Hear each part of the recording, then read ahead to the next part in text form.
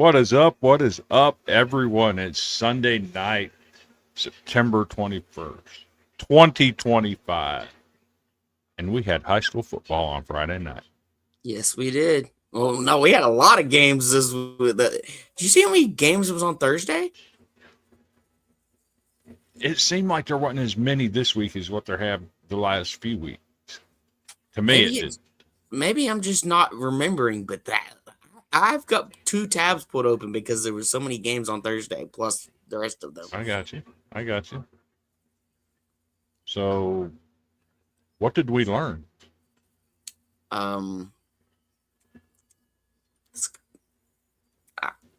could got mine, but we're saving that for another show. So, I learned that the Fayetteville win over Cornersville last week was probably just a one-off thing, and I don't know what happened in that game, but I believe that was more of a one-off than anything because Fayetteville got absolutely handled again. That's one thing I learned. But that's the great thing about football is it's any given day. I also learned that Marshall County can play with some teams for a half, but that second half for Marshall County has not been good the last 2 weeks. Yeah, no. See, Marshall, I'll see a score for them, or right before their half, and then I go back to later, and I was like, "Whoa, what happened here?" They were up 20-18 at halftime, only to lose 45-26. That was what's happening in the second half with Marshall County. That's a question. At some point, we'll get somebody on to talk about it, find out what they have to say. Right now, it's just me and you. It's a conversation piece. So, had some interesting numbers pop up this week. Some numbers that I never knew before. And I was stunned to realize that I did not know it. But I saw... What did you not know? And let's see if I know it. I did not know previously what the state record for total yards in a game by one person was. I never knew that before. And it was 5 before. It was 5 something, I think. And I have a surprise for you. What's that? We have a third guest tonight. Let's go. My buddy down in Chattanooga, who follows Polk County and that area of the state, has offered to join us and help us out a little bit. So without any further ado, welcome to the show, TriStar. What's going on, my man? I don't even know if you can hear me. Oh, man. There he is. Hello. Yes, sir. Chris, like I told you before, man, me and you, I pitched this idea to you a while back, and we finally did it. So, yes. Good to be on here. Thanks for joining us. Gentlemen that's on, of course, absolutely. I don't think our state gets enough coverage. You know, I mean, you'll hear about Lipscomb or Maryville or Alcoa or, a few places. I think there's one out Memphis, I think you'll hear about. Mm-hmm. But it's like a handful of schools. Yeah. So I actually had the game of one of our games of the week last week is Hancock County versus Unaka for a team that's going to get their only win of the year. Unless somehow one of them ends up beating Sunbright. That's a big game for those guys, right? Somebody's going to get their only win. So I felt like that was important to include that game. It was. We saw that Hancock County kind of blew them out this week. It wasn't a very close game. Well, I can tell you a game that was absolutely not the game of the week, and that was Polk County at Meigs County. That was definitely not the game of the week. They're terrible this year. I mean, we got blown out in County. I think it was, but we lost to McMinn Central. If you don't know, it's in Etowah, McMinn County. Then you got that's kind of like our big rival in high Yeah. school. Then we went to Marion County, which is in Jasper, Tennessee. We went there and we lost 57-0. Yeah. Ouch. Well, there's a big story there too, because Marion County was ranked number 1 in Class 2A, and they got beat this week by none other than Chattanooga Who beat Prep. Marion County? Chattanooga Prep did their only win of the year. Chattanooga Wow. Prep. I'm trying to think who they are. See, why they? Is that maybe the old Chattanooga Christian? Maybe. It might be. Because see, Polk County, we used to play Chattanooga Christian a lot, and that's down there by Channel 12 on Broad Street in Chattanooga. It's right behind them, actually. And Okay. I want to. That might be them. Maybe somebody watching this can correct me, but that might be the old Chattanooga Christian school, because Chattanooga Christian was a private school, Yes. That's where Boo Carter played for. and they were usually pretty good. Yeah, Yeah. yeah. Boo Carter was there for a minute. He was at Boo Carter. I want to say where he was at before Bradley. He was at I think he was at when he had Brainerd. I think Yes. for like a cup of coffee. He was at Prep, quit the team in the middle of a playoff run, transferred to Brainerd, played basketball there, then went to Bradley Central. All in less than the calendar. Yeah, year. I forgot. he that. he moved around a lot, and because Boo's a senior now, or is fixing to be a senior. I would get into his mother's Facebook musings, but I'm not. This is not a show for that. So Right. let's just say the apple don't fall far from the tree. I'll just say that the apple don't fall far from the tree. It does not. It does not. But So- what's funny is a school you guys would be familiar with. We used to play a lot in the TWSAA playoffs. Was a Good Pasture, and they used to beat our brains in all the time. When we get in the playoffs and we go to Good Pasture and play them. They're ranked in the top 5 again, and I think it's Division II Single A. Okay. I never probably play like played South against Pittsburgh, Good probably. Pasture, but we definitely scrimmaged against them 2 years in a row. I don't think they're in the same class as South Pittsburgh. They're Well, private school. You said 1A. Well, you said 1A, and I was like, that's South Pittsburgh. They usually dominate 1A. They're probably going to dominate again this year. They're starting. They started out 0-2, but they've put it together. They're looking pretty strong right now. Yeah. But they're a private school, so they play in Division II. Yeah. So they probably play schools like maybe Lipscomb. Is it Nashville Christian? I think. Nashville Christian, Franklin Road Academy, schools like that. Yeah. Okay. I don't know if they're big enough to play like Baylor or McCallie. Or they might play them. I don't know. I don't really keep up with them that much. The private schools. The smaller ones try not to play the Baylors and McCallies and the MBAs. They just don't have the numbers that those schools have. Yeah, they probably just get blown out, you know. Yeah. But like there was one, I'll never forget. It was 2011 state playoffs. If we win this game, we're like one game away from going to the state championship. At the time, it was in Murfreesboro, and I think now it's in Cookeville. But Yep. they play there at MTSU. But we went to, if you know where CAK is, Christian Academy in Knoxville, and we went up there and played, and they had a D1 commit and all that stuff, and we were right there with them, and we would have won the game, but there was some questionable calls in that game. Yeah, there seemed to be a lot of that going on.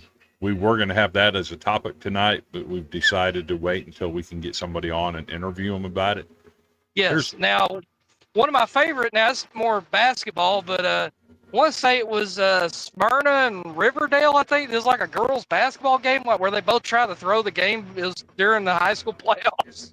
Yes, because the winner had to play, I think Like the the number winner one had team to. in the state, I think, or something like that. Riverdale was number one at the time and had all these D1 players on their roster.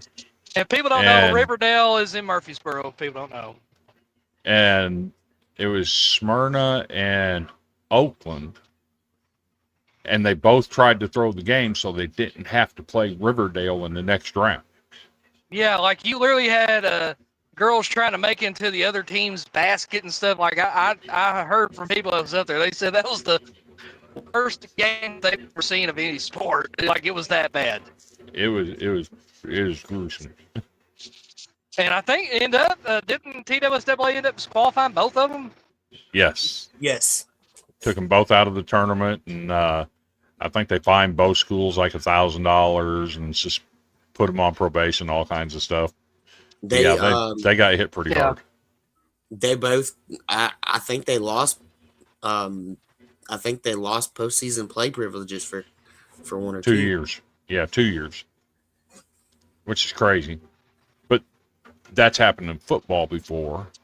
I believe it was Unaka about 10 years ago went winless, but there was only 4 teams in their region, so they were automatically in the playoffs. Even though they didn't win a game. Even though they didn't win a game, they were automatically in the playoffs. I remember this. I do remember. And they had to play. There's somebody up in East Tennessee that was really good in single A. And they forfeited. Real good single A teams in East Tennessee. I want to say it was Green something. It wouldn't be Greenville High School because Greenville's 4A. Maybe it's Greene County, maybe? Because I think there's a Greenville. No, it's not because Greenville's 4A. And I think there's a Greene County, I think. But whoever it was the number one team in the state. Now y'all don't quote me on that. I'm not sure. I'd have to get my buddy Nolan to tell me because he's from Morristown and he knows up that area real well. So they forfeited the first round playoff game. They only had 23 kids on the team, and the kids all turned in their uniforms, forfeited the game, and then the TSSAA fined the school and suspended them from all sports competing in the tournament for 2 years. That's just not fair. That's not fair. That sounds like some Copper Basin would do. I wouldn't have wanted to play either. Yeah, it was pretty gruesome. Could you imagine what happened to those kids that game? I think there's like, we realize we don't stand a chance, so we're just not going to waste time with it. It's not even about wasting time. Thanks for the invite, but we don't really deserve to be here. It's not even about like wasted time. It's like from the player standpoint, I wouldn't want to play being only 23 guys on the team going up, in the playoffs, and you never know who you're gonna get. You never know who you're gonna get and where you're going. I wouldn't want to play up against a team that's got a roster that's 10 times the size of mine, and because the game would be over midway through the second quarter because of injuries. 2016, it was Greenback. Greenback. Okay, they're in Knoxville. Yep. The Knoxville area. Yeah, they were ranked number one in the state and favored to win it all, and Unaka just forfeited the game, and all their players turned in their uniforms, and they got suspended from all tournaments for like 2 years. Which again, my thing is too, like, with some of the schools, like Mex County, they've been really good the last number of years. Like, they used to be a yearly game for us, but we for some reason moved down. Which again, this is a topic we could go into. I think that the TSSAA, in terms of their region makeup, is on drugs because we have a region game against is 09, I think. It's up like around the Kentucky border. It's up 127, I think. I can't think of the name of the town. I think it's Oneida. That would not surprise me at all. But like we used to have a Loudon High School in our division or region or whatever. I mean, a little far, but I mean, we already played Madisonville and Sweetwater. We used to play Tellico a lot, so that's right there. So I mean, it's not a big deal. But you know, some of them I just wonder, like, why are we in this? Why are we in this division? Is it Eagleton Academy? That's in Maryland. No. Yeah, you got maybe. Yeah, your region is Oneida, Polk County, Telco Plains, and Eagleton Academy. Eagleton. Where is Eagleton at? Says it's a small school in Maryville. Okay. Well, see, because we used to be in there with, like I said, Midland Central, Meigs County. We used to play Notre Dame High School at Chattanooga every year. Yeah. I think Tellico was in our region. I know Sequoia was, and my God, they're terrible. I don't think they've won a game in like 3 years. They're pretty bad. Yeah, how they do. But anyways, this Eagleton team looks like it might be pretty good. They've beaten Providence Academy, Sullivan East, and West Green. And none of their games have been Sullivan close. East, yeah, that's Sullivan East. I want to say that's not Elizabeth, and that's what, Johnson City, maybe? Because Sullivan County, that's Tri-City. I think, like, Sullivan East, like, I think of, like I said, the Tri-Cities. Bluff City. Yeah, it's in Bluff City. Okay, that's where Bluff City, that's where, I want to say, I think that's where Dane Davis went to high school, I think. Sounds like, I Tennessee believe so. Lineman. Yep. Yeah, because that's where he's from, Bluff City. And,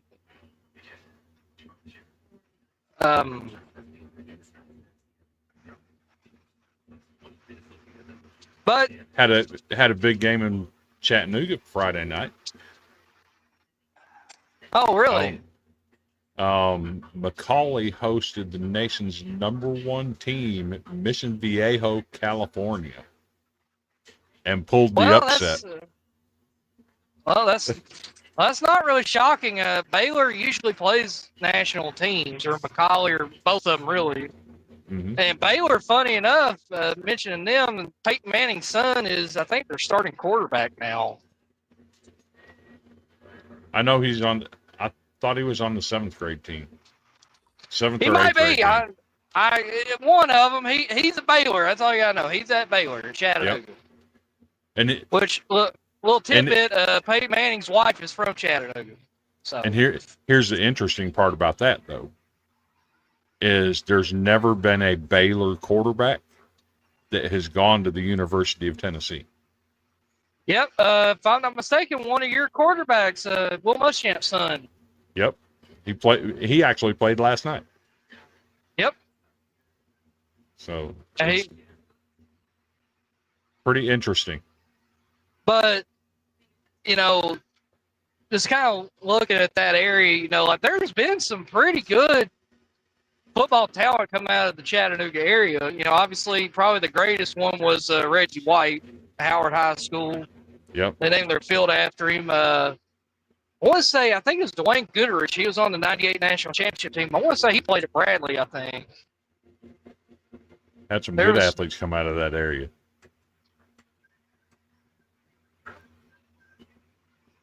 Yeah, it's just you don't get a lot of attention unless it's, Baylor or Macaulay, That's what we're here for. Yep, that's what we want to do is, it's not always about them big name teams. I listen to Tate Matthews every Friday morning, do a high school rundown, and it's always about these big name schools like Green Hill and Lipscomb and yes. Why I stopped listening. That's why I stopped listening. And I'm trying to think. I know there's a big time high school that's out in the Memphis area. I can't remember if it's Memphis Christian or it's Collierville or one of them. I can't remember. Germantown. I can't remember. So there's so many in Memphis. Germantown, that Collierville, used to be Bartlett. Yeah, and that's the thing. Back in the day, that used to be kind of the hotbed of talent in the state was out in the Memphis area, and UT always kind of struggled pulling those Memphis guys because it's so far away. Oh, not only that, everybody was doing what's legal now, and they were just going in Memphis and buying kids. And at the time when it was going on, the only school in the SEC that wasn't involved in all that was Vanderbilt, and it showed on the field. Yeah, think about the whole thing. What got University of Alabama put on probation was a player from Memphis, Albert Means. Yep. I remember. And somebody ended up dying over that. Yes. Yeah. Logan Young, the Alabama booster. Yep. Basically, the whole story of that was it was in, I want to say, during the Gene Stallings era of Alabama football. Yep. He was recruited to go by Tennessee. Basically, all your SEC teams recruited him. I think he ends up going to Alabama, and it ends up coming out that he got some compensation for going to Alabama. Yep. And everybody talked about how Philip Fulmer was the snitch, when in reality it was not him. Yeah, no. It was actually not. Steve Spurrier. Yes, it was. But don't get me wrong, Fulmer. Listen, as a Tennessee guy, I grew up with Fulmer, but that dude was a snake. Just go ask Johnny Major's brother about that whole situation. He was the one that ended up with immunity out of the deal, and that's when Tennessee the probably should have got some kind of probation or something. Something, because if you remember, because here's the thing. They had Cedric Wilson on their team that came out of Memphis Tresvant, and the same coach that had Wilson at Tresvant is the same coach that got the money to get Albert Means to go to Alabama. So if he's getting that kind of money to get Albert Means to go to Alabama, what kind of money did he get to get Wilson to go to Tennessee? And that's why Philip Fulmer ended up with immunity to testify in the case. And what's weird is that some of Tennessee's best players come out of the Jackson area, weirdly enough. Trey Smith, Al Wilson. God, we've gotten a lot of players out of West Tennessee, just not really out of Memphis. But, like, I don't know if you count Clarksville as West Tennessee, but that's where Travis Stevens is from. Yep. Where's Blackman? Murfreesboro. Okay, because that's Juwan Jennings. Where's who? Murfreesboro, Blackman. Juwan Jennings, he's from Murfreesboro. Yeah, that's what I was asking. He played at Oakland. Guy. He played at Blackman. He played at Oakland. I'm pretty sure he played at Oakland because they played Maryville several times in the semifinals. Pretty sure he played at Blackman. So interesting story there, though, is Juwan Jennings and Alontae Taylor and a linebacker Vanderbilt, CJ Taylor, and a guy that went to Wake Forest. I can't remember his first name. He was a Taylor, and they're all four cousins. Yep. Juwan Jennings attended. And Blackman what's funny, Juwan Jennings, when he was in high school in Murfreesboro, he was and he was actually coming out of high school. He was a quarterback. Yes. Who switched to wide receiver. At first, when it first happened, I was like, why? And then I was like, okay, never mind, I'm wrong.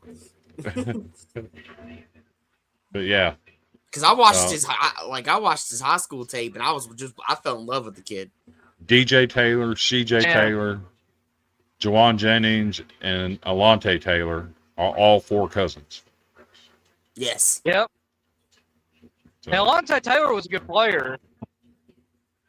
And if you listen to the four of them talk, CJ Taylor's the best athlete out of the whole bunch. He just don't have the physical traits that the other guys have. He's a little scrawny dude. Right. But obviously, we got a quarterback that you're very familiar with, George McIntyre. Yep. Played at Brentwood At Academy. Yep, Brentwood. Speaking of quarterbacks, you guys want to touch on the big injury news out of Gallatin this weekend? Sure. Yeah. So Gallatin has a quarterback that's he's committed to Jacksonville State, one of them two. His name is Jackson Strout, something. I don't know how to say his last name. I think it's Stroop because it's Stroup. So their game against Green Hill had there was a play that it's been caught on video. I'm sure there will be a discussion about it later. But he took a shot directly to the knee, and he announced on his social media this weekend that he has a fracture in his tibia plateau and possible meniscus tear, and is out for the season. Yeah, that ain't good. Major loss for Gallatin. Hey, back 20, 30 years ago, that would have been a career ender. Yes. Yeah, no. So, hate to see that happen to that young man. He's been putting up solid numbers all year. We've had him on our Player of the Week profile 2 or 3 times already.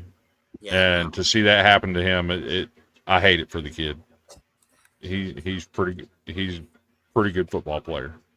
TSSW needs to do something.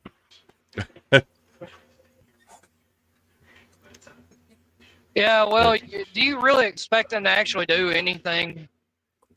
No.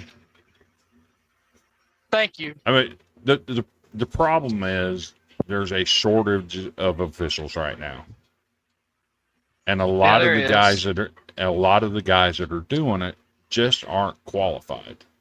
They don't know the rule book, and they don't know what they're doing, and it's showing in some of the play calls they're making. And it's a hard pill to swallow for these kids playing football, because you don't want to get cheated and you see a call like that, and that's how you're going to feel.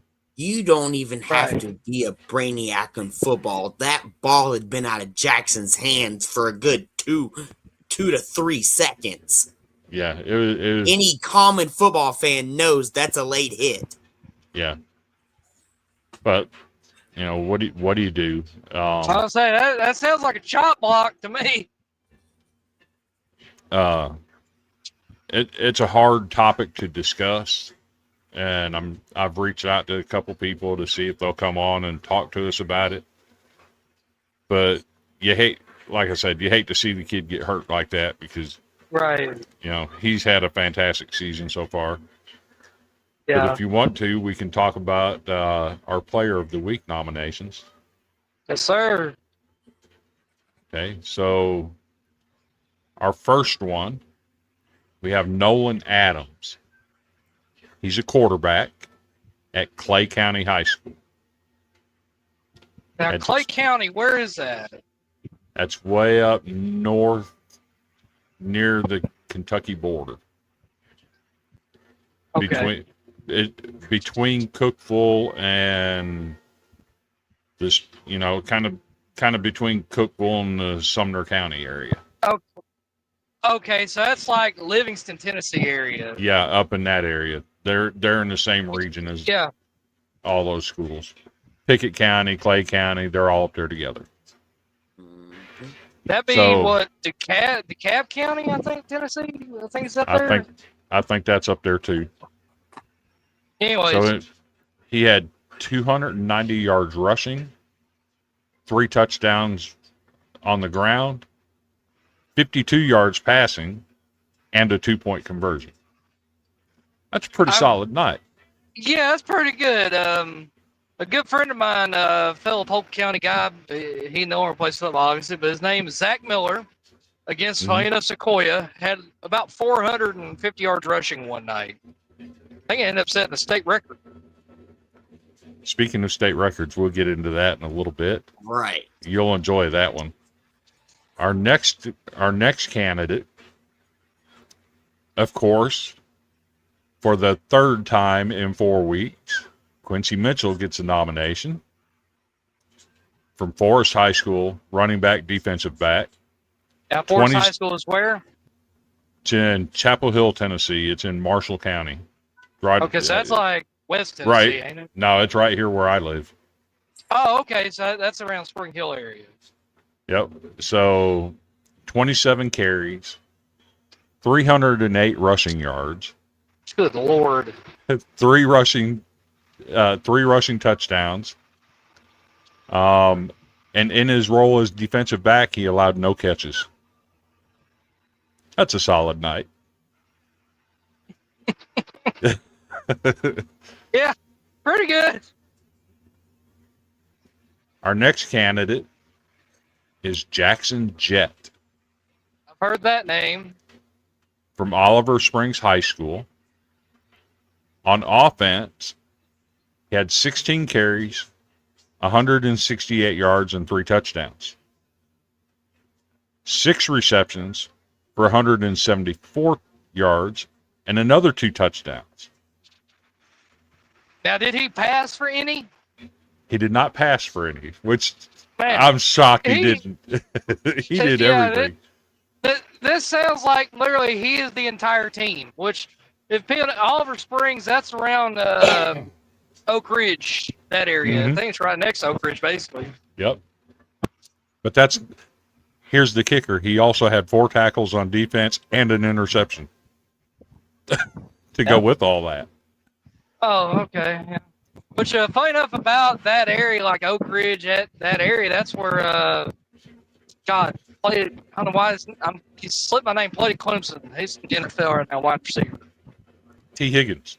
T. Higgins, yeah. He's from, I think he's from Oak Ridge, I think. Was supposed to have been at Tennessee. Well, you can thank Bush Jones for that. He screwed that up. We're supposed to have Trevor Lawrence.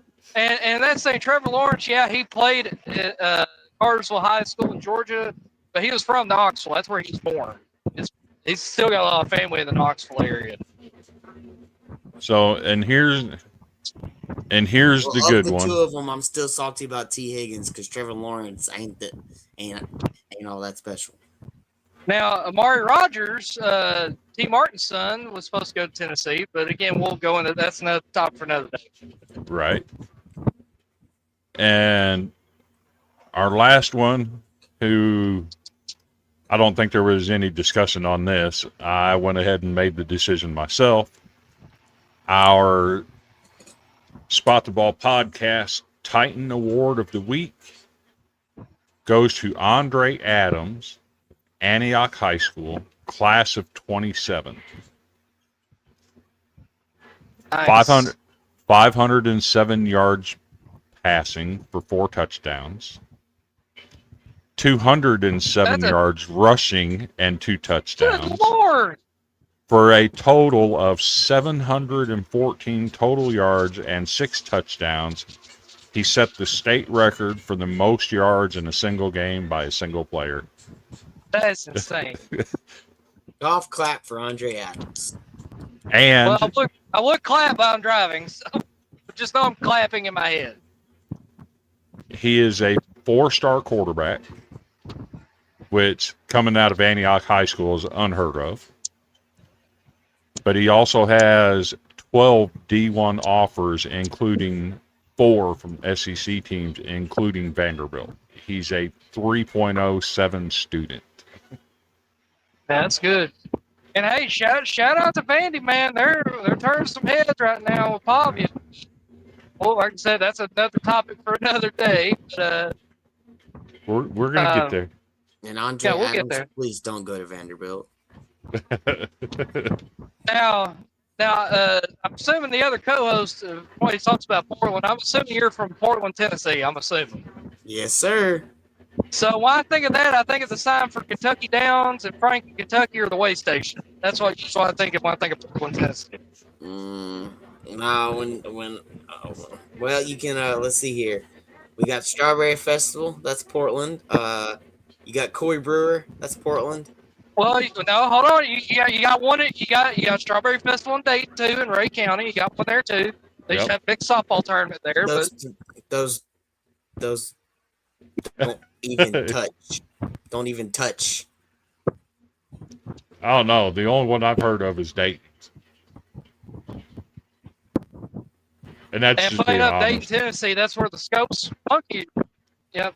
And Dayton, Tennessee is also the home of the Scopes Monkey Trial at Bryan College, named after Yep. former presidential candidate William Jennings Bryan.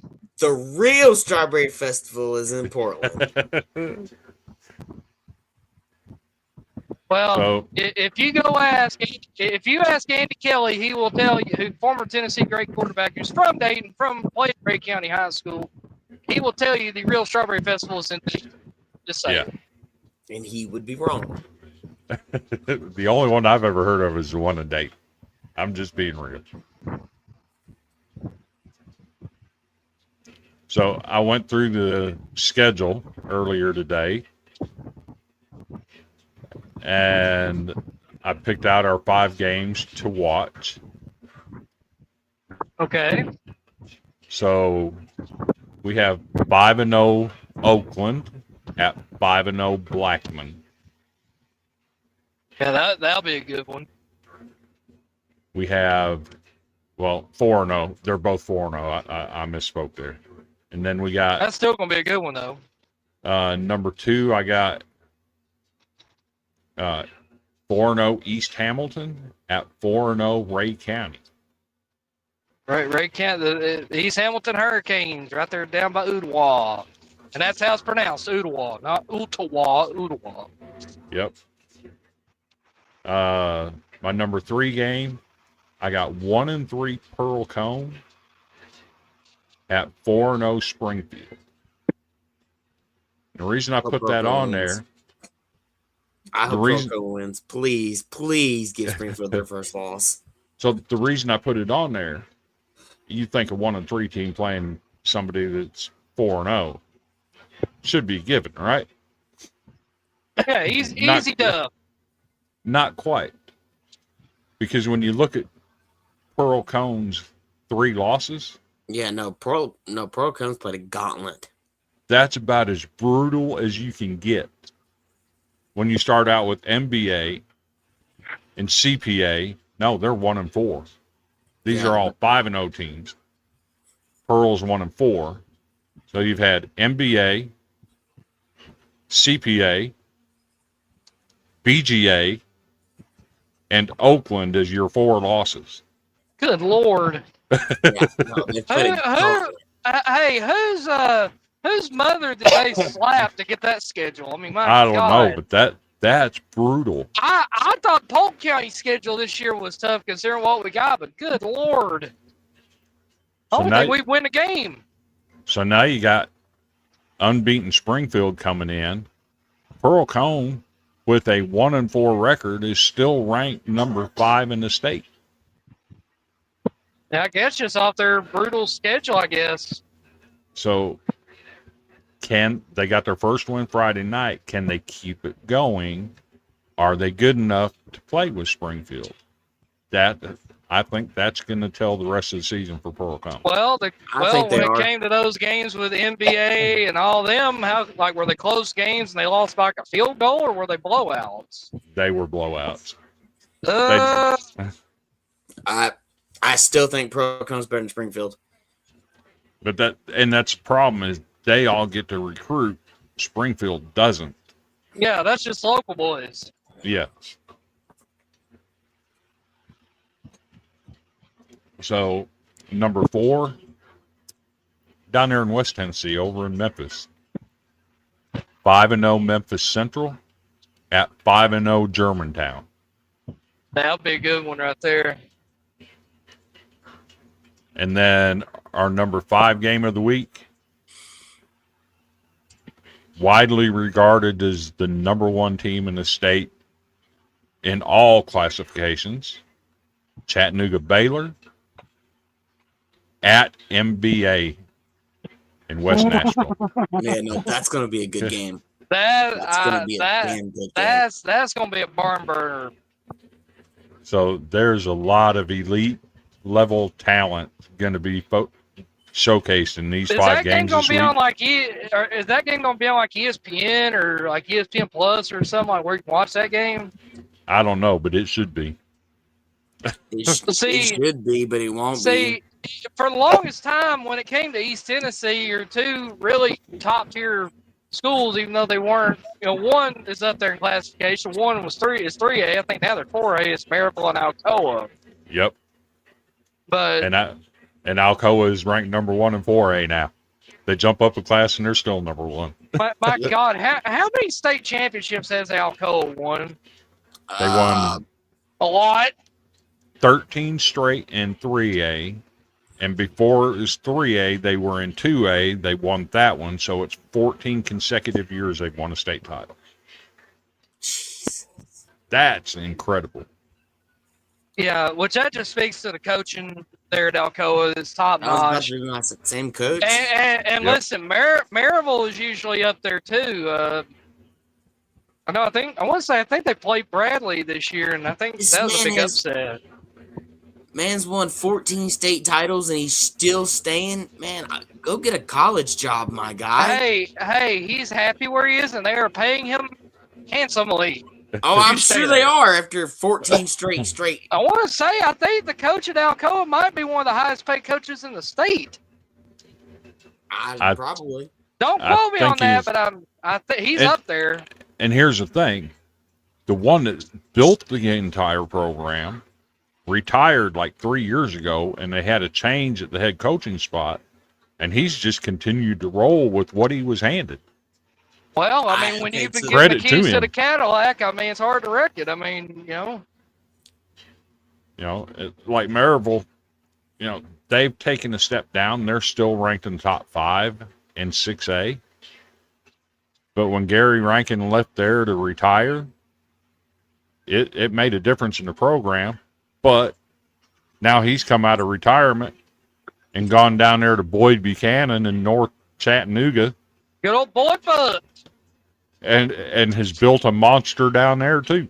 Yep. And if you don't know, Boyd Buchanan is right next to Brainerd. They're literally like you can walk from one to the other. Yep. And they take football serious in Chattanooga. I'm just telling you. Very serious. Yep. Their stadiums and their entrances. Oh, yeah. Yep. And I'll say this. Speaking of Chattanooga, you had I can't remember, it was Tyner and somebody. It was like a last week or a couple weeks ago. You had a big brawl going down there with the fans.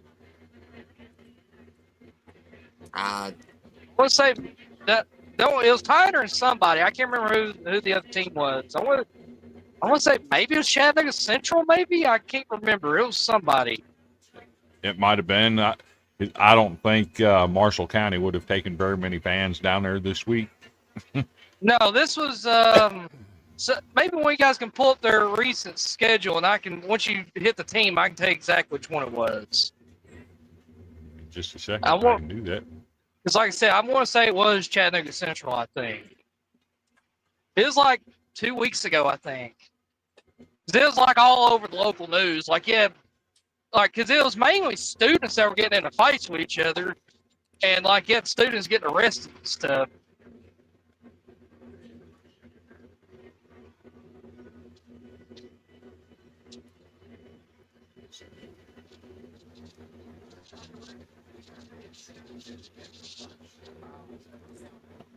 Take me just a second. And y'all, you know what we need to do? We need to also, I know Fan Run does one, they're out of Knoxville, but we also need to do one for Tennessee high school football.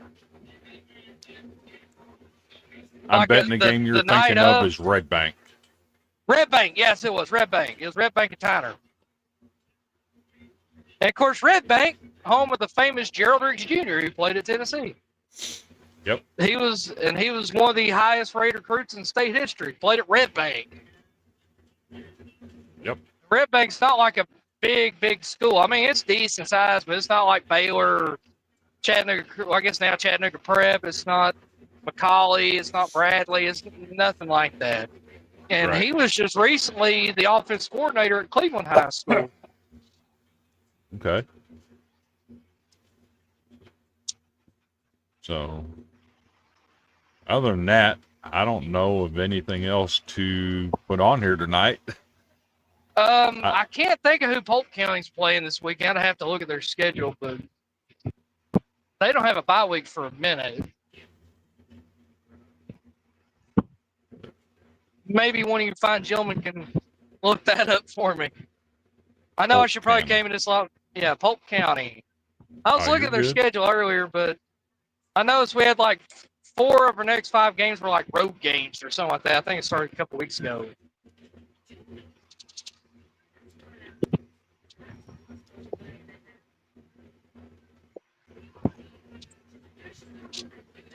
And I can let you know if we win or lose.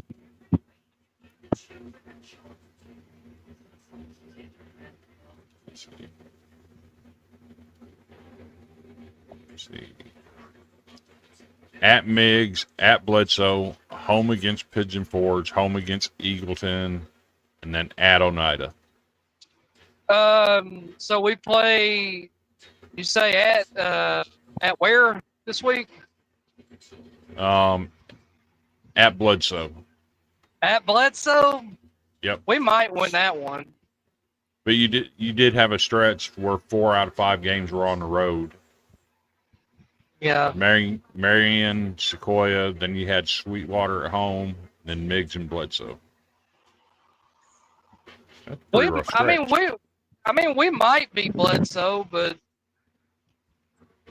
and listen, I love Derek Davis. I love our coach, great guy. I know his whole family. I've known him for years. His dad was the coach there from like the '60s until the '90s, and then Derek took over. Okay. As a matter of fact, the football field there is named clearly the Larry Davis Football Complex. And he still helps, even though he's in his 80s, he still helps Derek coach stuff. They still run that wing tee. Same thing Ray County runs. Mm-hmm. That Ray County every single year is going to win 9 or 10 games running that old wing tee offense, and you know it's coming, and you can't stop. Then you're going to play a team that can defend it, and then you're screwed.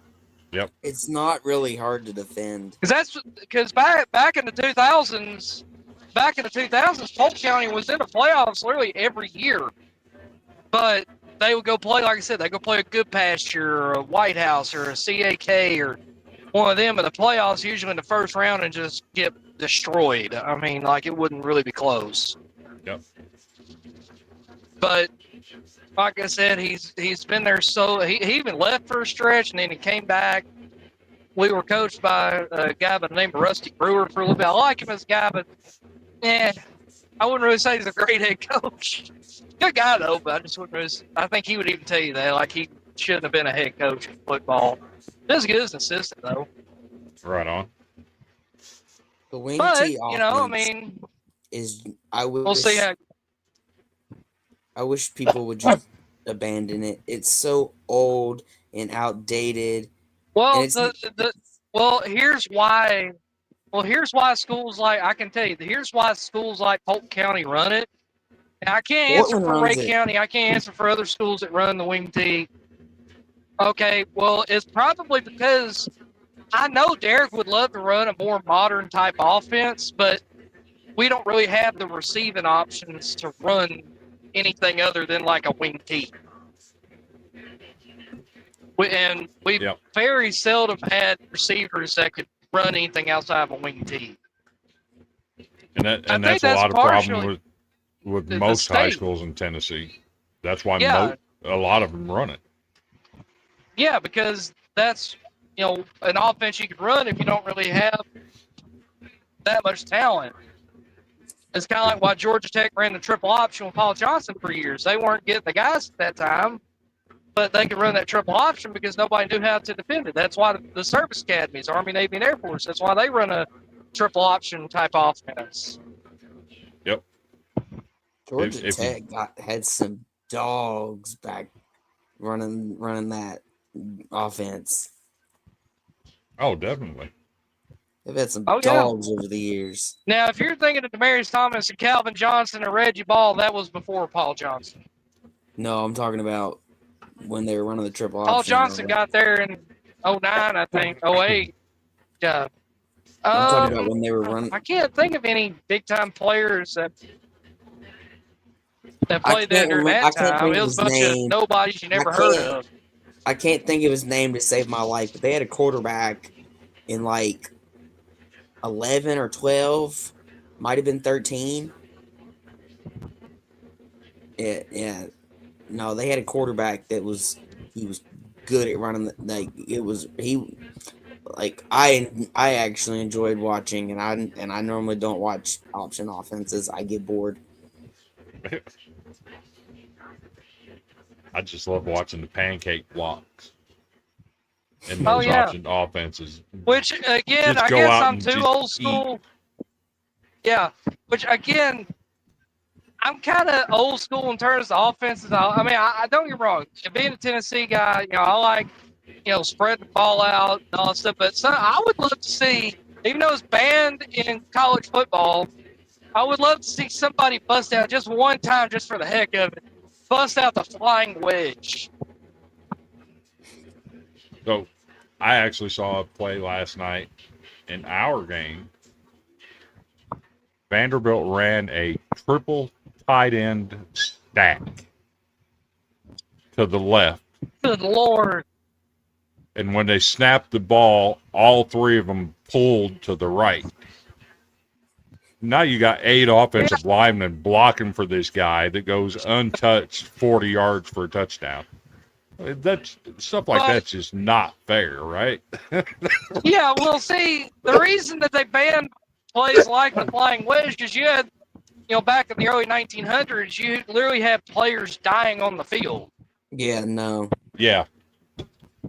So they had to ban it because you had so many players getting like traumatic brain injuries and stuff. It was brutal.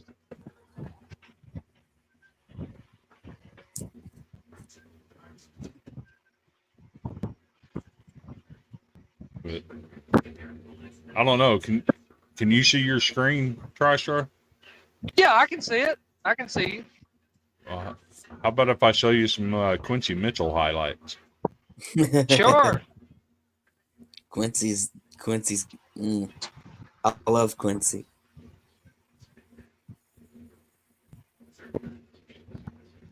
Oh, he's gone. Kid's only a sophomore.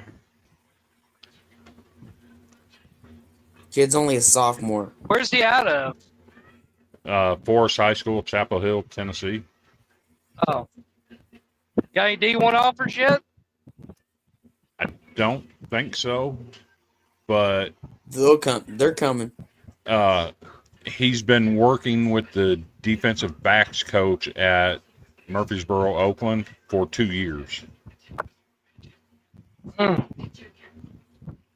Kid's just crazy good. And he's only gonna get bigger and stronger. He's only a sophomore. Definitely. You think about if you add a little bit of power to that with that speed. Or some size. Yeah, no, for real.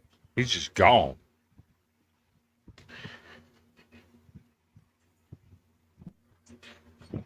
I mean, he'll if he's only a sophomore, he'll fill out. I mean, yeah. Yeah, no, that's why I said the offers they're coming. But one guy, I think he's going to end up going to West Virginia. He plays at Pittman County.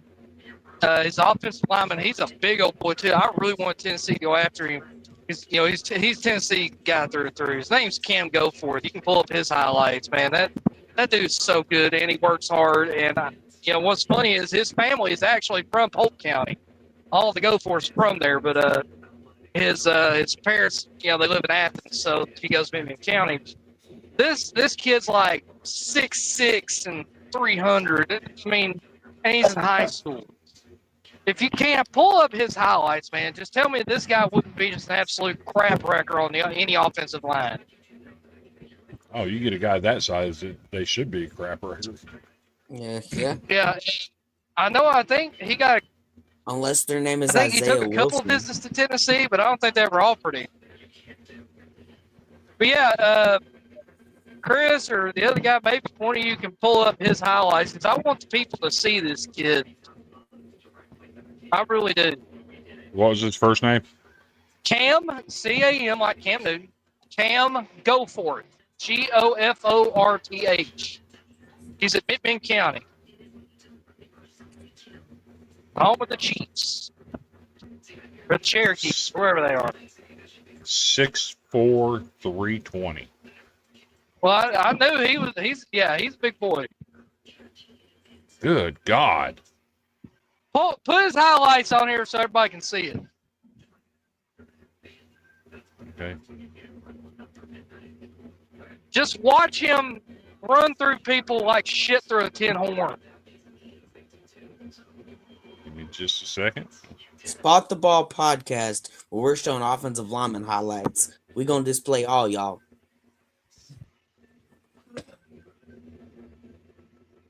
Look at this kid. And I think he's committed to go to West Virginia, if I remember correctly. Let me put this back at the start. Yeah, put it back at the start. Jeez. And I have been pushing it. And Chris, you know I'm active on Twitter. I've been pushing his stuff very heavily. I've wanted Tennessee to get him so bad. I know he's not a big star guy. You know, I think he's only like a 3-star, but my God, you don't teach that. That's just, he wants to mow through people.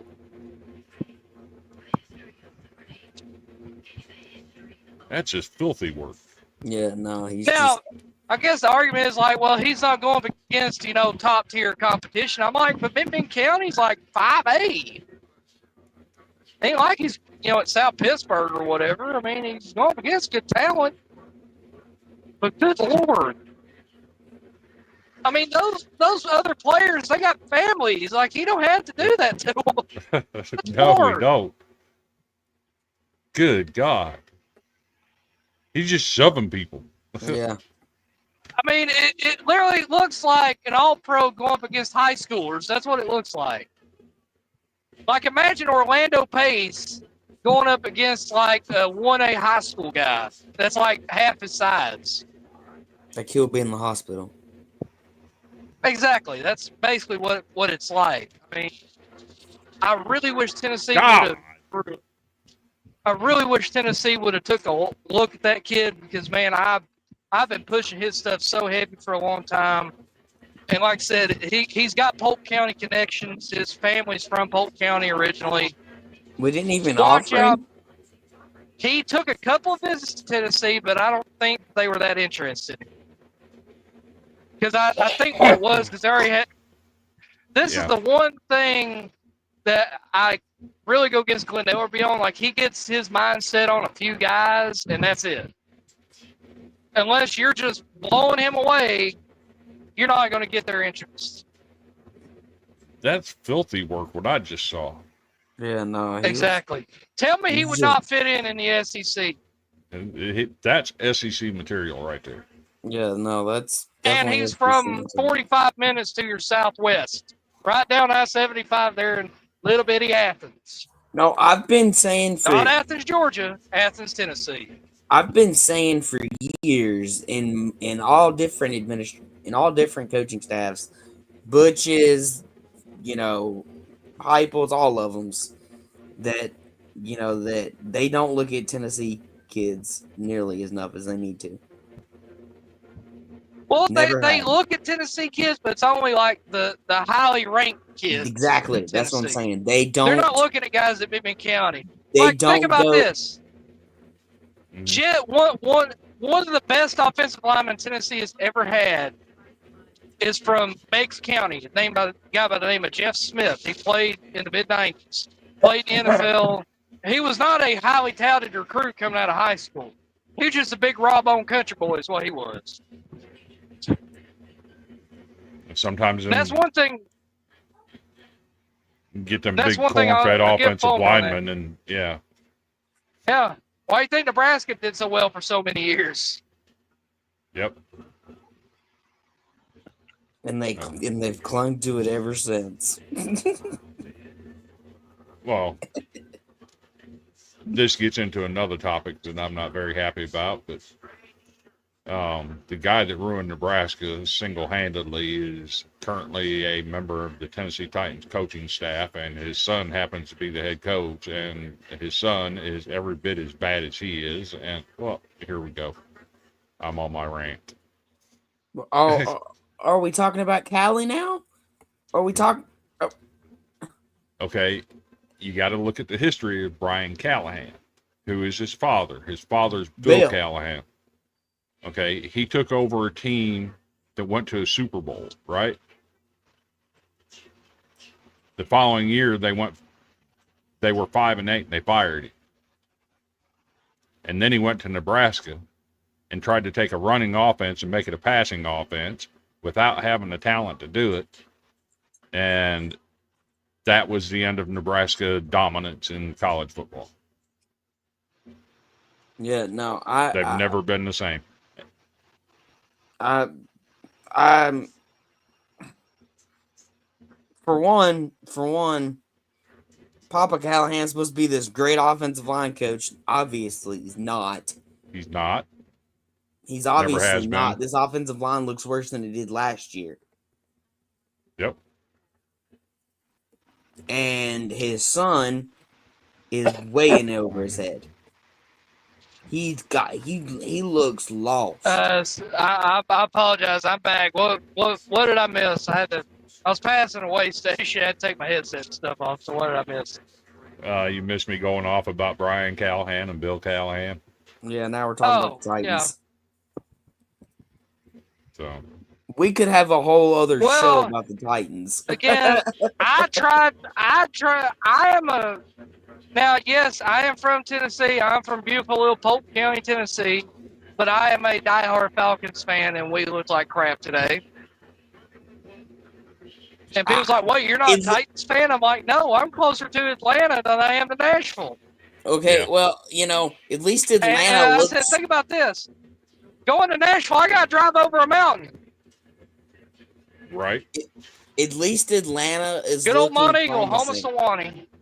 At least Atlanta has looked somewhat promising this year, and if Penix can put it all together, they'll be fine. Tennessee ain't looked like at all. Well, they look worse than last year. No, well, here's the thing.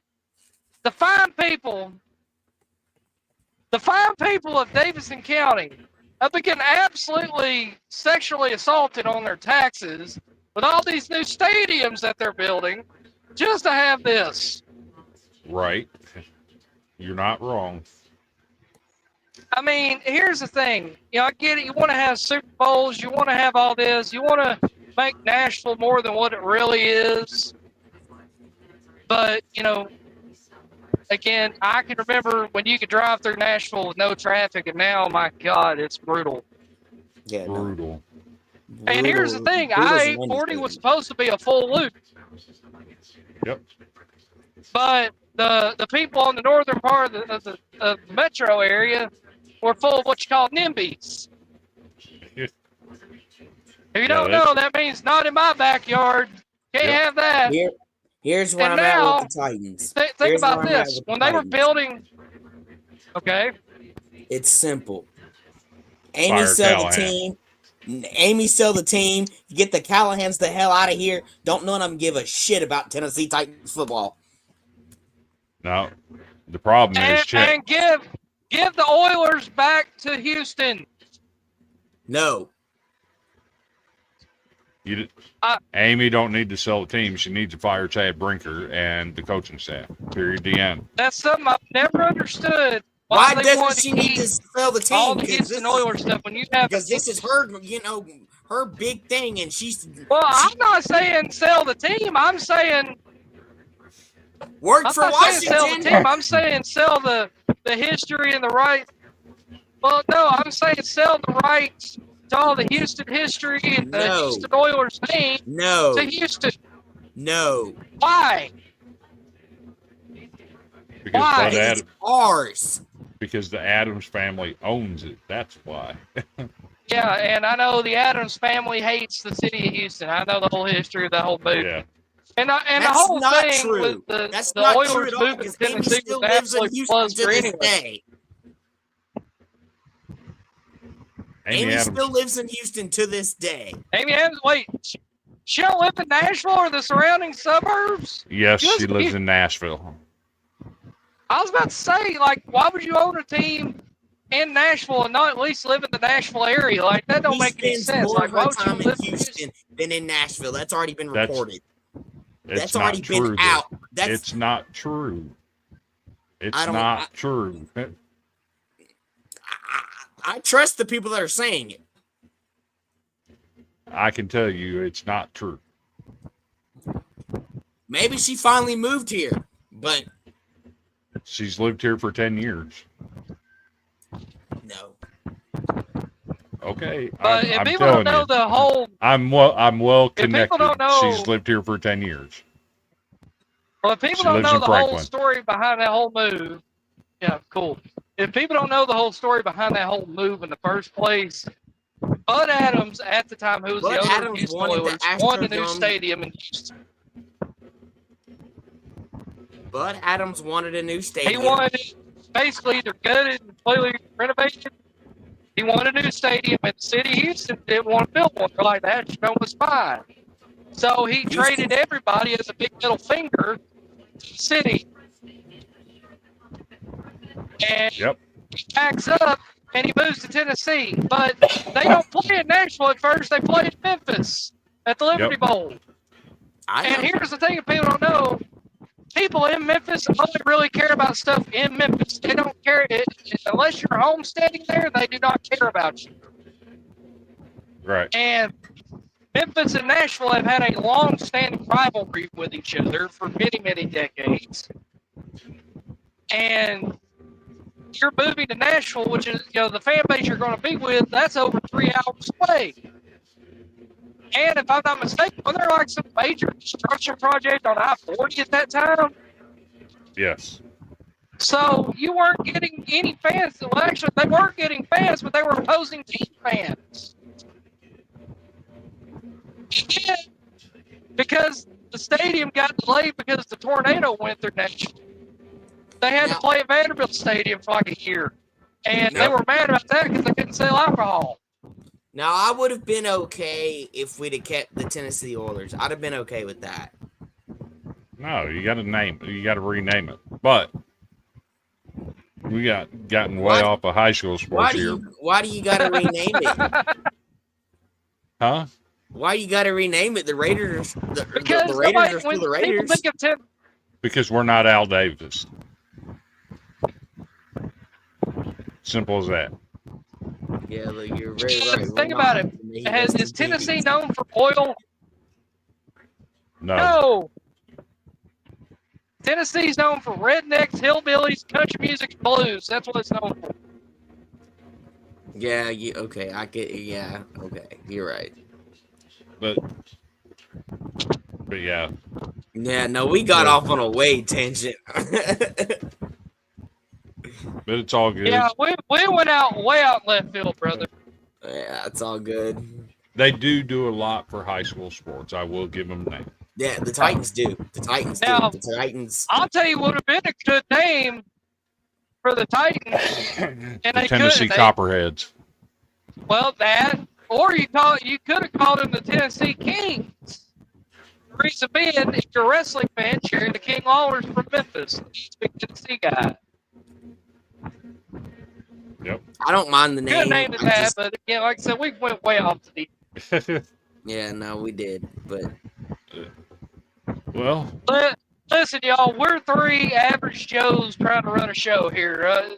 3 average Joes trying to run a show. I love talking about. I can just talk any. I get asked all the time. Yep. I can just talk any. Like sport. when I came up with the name TriStar. Yeah, well, see, if you're curious and people watching are curious, I came up with the name TriStar. I don't know why. I just thought of it one day because I always liked the TriStar logo. And people don't know that represents the 3 divisions of Tennessee. three regions. So you got West Tennessee, which goes from the Tennessee River to the Mississippi River on the western side. So that's like Jackson, Memphis, Dyersburg, that area. You got Middle Tennessee, which goes from the river all the way to the plateau. That's, Nashville and the surrounding burbs, Murfreesboro and that area. You got East Tennessee, which is Chattanooga, Knoxville, and Tri-Cities. Yep. And I was like, that's a cool name. Nobody's using it. And I was like, I'll take it. And it worked. And like I said, I thank y'all for having me on. I really love trying to promote my state, and especially in high school football. I love it. Should. You got a lot of good players. It's just, unfortunately, a lot of programs in the state. It's not just in Polk County, it's not just in Ray County or Portland or wherever. Most of them still run a very old, antiquated offense, and just doesn't get the spotlight that they should. Right. And kind of add to that as well, I'm glad that we're doing what we're doing because we can bring more attention to our state. And maybe that can help some of these guys that go to places like out there in Lowell and Linden, like that gentleman y'all had on a couple weeks ago. I know that area very well.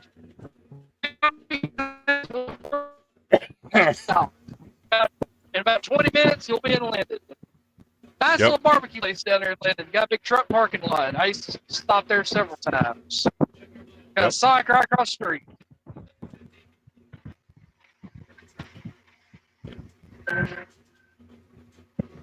So we appreciate you coming on this week, man. It helps. Hey, if you'll have me on, I'll be on here every week, man. I love covering my state. Yeah, it's fun. It's fun. I enjoy doing it. And I'm not even in Tennessee anymore. I've been in Tennessee in almost Wait, you're not in 8 Tennessee years. now. Yeah, no. I am not. He's just an alumnus from Portland. Yeah, I'm just an alumnus that pays attention. I spend a lot on Friday nights. The whole night's just about high school football. So, I don't have anything. Yeah, I else. will. Now, I will add to this real quick. There's 3 high schools within 20 minutes of me that I could go watch a game. I'd rather sit right here and see how my state's doing. I could care less about what's happening here in North Carolina. Exactly. Now, to add to that real quick, and I'm sure you being from Portland, you'll get this. When you tell somebody you're from Tennessee, the first question they ask is, are you from Nashville? And I'm like, no, I'm over 3 hours away. Well, technically, I was born. As we like to say, Nashville's nothing but a bunch of Yankees now. Technically, I was born at Summit, so technically, I was born in Nashville. Because I was born at Summit, so technically, I was born in Nashville. I've lived all over. I've lived all over Tennessee. Nashville area.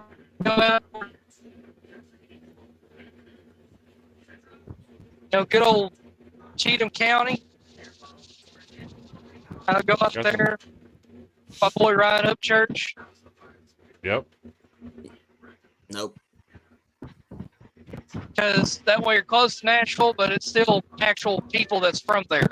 All these transplants. Yep. Because I guarantee you, if you go ask anybody that stays in East Nashville, I guarantee you, if you used to go to anybody that lives in East Nashville, and you asked them, hey, where's Dixon at? They could point to Dixon, Tennessee on a map. They couldn't point to where McMinnville is. They couldn't point to where Dunlap is. They couldn't point to where Cleveland is. They might tell you, Cleveland, Ohio. No, we're talking about Cleveland, Tennessee. Go Bradley County. Yep.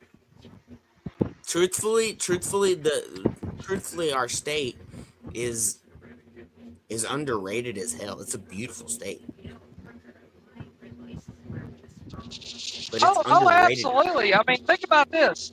The county where I am from, Polk County, Tennessee, and still live there, we are the only place outside of Atlanta to host an Olympic event. Did you know that? I did not. Yep. That's neat. 1996, whitewater rafting. The Ocoee River is the most commercially rafted river in the country. Yep. We're in a big tourist county. The only thing that sucks is that 60% of our county, actually probably more than that, is national forest. So, unfortunately, that's probably kind of hinders us in terms of population and football talent. But again, you know, doing this, we're going to set the spotlight on some of them areas. You know, like tonight we had a young man from Clay County as one of our high school athletes of the week. But for that, we talk about everything. We don't just talk about the big games. You know, like you mentioned, no one's going to sit there to think about those two. You know that game last week. Yep. No one's going to sit there and think about that's the game of the week. Yeah, like what else? Yeah, I know. Nobody's going to think about when Loudon and Lenore City play, or Bittman Central plays Bittman County, or Saudi Daisy plays, Dixon or whatever. It doesn't matter. Polk County plays Copper Basin. Right. It doesn't matter who's playing. If you're playing football, You just have to shout out Polk County and Copper Basin because they're both in Polk County. Yep. I don't care who you play for, but if you're playing football in the state of Tennessee, you should all get love, not just the big schools. Yes. And that's what think about it. The greatest coach in the history of the University of Florida went to Science Hill High School in Johnson City. Yep. Steve Spurrier. That's what I was thinking. I was like, Spurrier? Johnny Majors, legendary Tennessee. Yeah, we all know. I know who Johnny Majors is. His family still lives there. Johnny Majors, he's from Lynchburg, good old Moore County. Weirdly, if you don't know, Lynchburg, Moore County is for Jack Daniels. Is it? It sounds like a weird question. Is it still a dry county? Yes. How is that a dry county when they literally make Jack Daniels there? A lot of politics involved. I'll just leave it at that. That's the answer. I mean, there was a lot of counties. Well, think about this.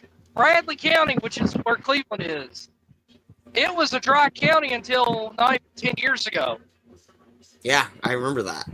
If you lived in Polk County or Bradley County or anywhere in the Chattanooga area, you literally had to drive to Chattanooga to get any kind of whiskey or anything. Or you had to drive to Georgia. I'm so glad I'm...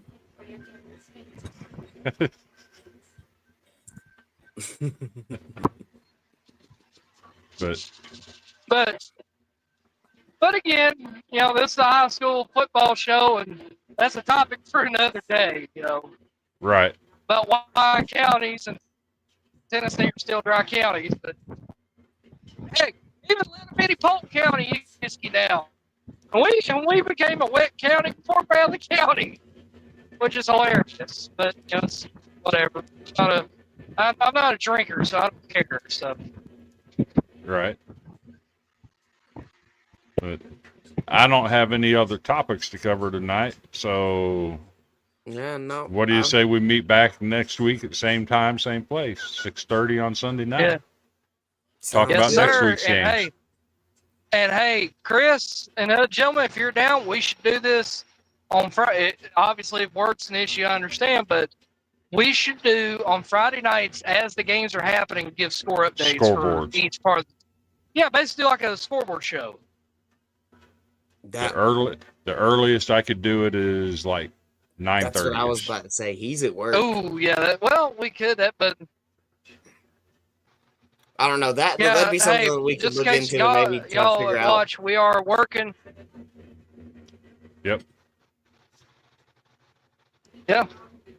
We're only on what? This is episode 5, episode 6. As we'll come up with new ideas. Yep. But there's nothing more I got. I'm happy with the big win that Portland got on Thursday night football, 38-0. Other than that, I'm good. All right. Well, we'll throw an end to it, and we'll all meet back here next week. Sounds Yes, good. sir. Y'all have a good night. Yep. This is a dangerous